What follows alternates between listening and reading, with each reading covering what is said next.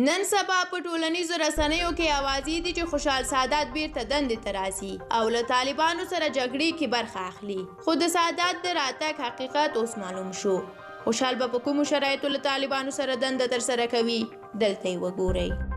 د کورنیو چارو وزارت پخوانی امنیتي مرستیال جنرال خوشحال سادات له پژواک سره په یوه مرکه کې وویل چې له طالبانو سره مې خبرې کړې دي که هغوی ملي سرود، ملي بیرغ، د ښځو حقونو او د خلکو خصوصي حریم ته درناوی وکړي بیرته هیواد ته ستنېږم، له نوي حکومت ته ملاتړ اعلانوم او د افغانستان هوایي او ځانګړي ځواکونه بیرته پر پښو دروم. نوموړي زیاته کړې ده چې طالبان د خپلې ډلې بیرغ ولري خو ملي بیرغ چې 100 کلنه تاریخي مخینه لري باید لرې نشي.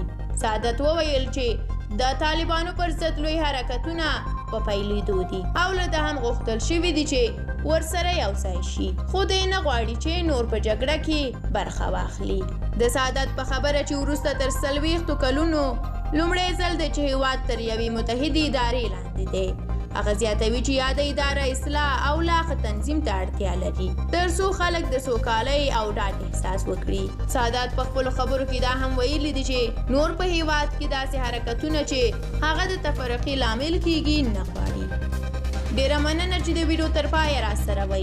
د خوشحال سادات د دغه شرطونو په اړه تاسو څه نظر لرئ؟ تر بلې ویډیو مو له یوټیوب چینل سره پاتې شئ.